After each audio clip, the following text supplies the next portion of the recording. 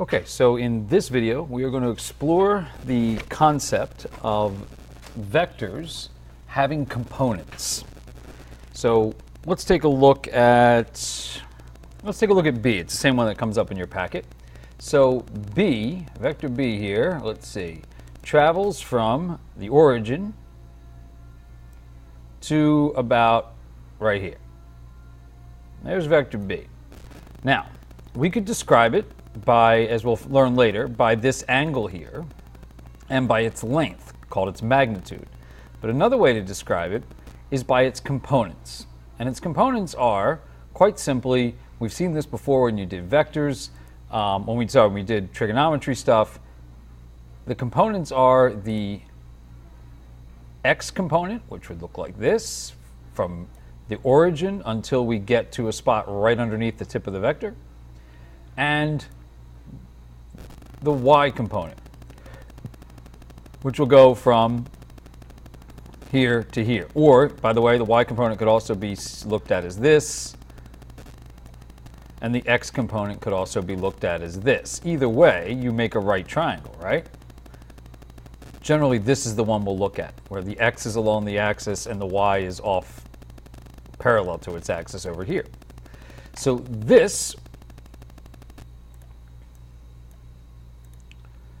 right here we would refer to as the y component of that vector.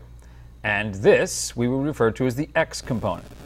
And for our purposes right now, the y component is 2 units tall, and the x component is 1, 2, 3, 4, 5, 6 across. And they're both positive. Why are they both positive? Try to answer that.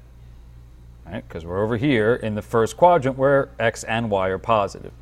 So we would write the x and y components. So one way to look at this is we would say vector B's x component is, what did I say, 6 units, and its y component, B sub y with a little y at the bottom there, is 2 units positive. So let's look and see what it would be for, say, D. So if we look at vector D, we'll do that one in, let's see what colors we have available here. We'll do it in this color, but we'll drop the arrow. There we go. And we'll make it solid. And gray is boring. We'll go purple. Let's go this color. All right. There we go. So, that may be my, well, it doesn't matter. D goes from the origin up to this point about here. Now, take a stab at it. What would its components be? Well, we have its x component, which is going to be just from here to here, and its y component, which is going to be from here all the way up to here. And so in component form, you're looking at, let's see, that's vector D, x component is going to be negative 2 units. Remember, we went to the left, that's going to be negative.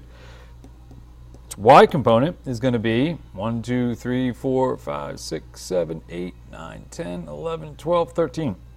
It'll be positive 13. Let's look at A. Let's look at A. So let me get rid of some of this stuff. And vector A is a strange one, there's no doubt. It appears that vector A has, well, you tell me.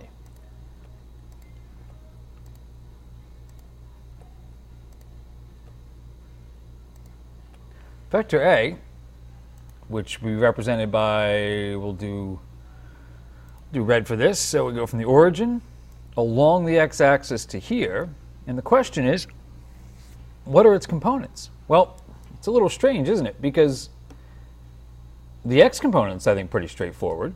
So A's x component is 1, 2, 3, 4, 5. It's actually the same magnitude as A itself. It's all in the x. that means there's no y component. It doesn't go up or down, so a y component would be 0. And if you notice, it's just like the coordinates of these points that we're talking about. This would be the point positive 5, 0.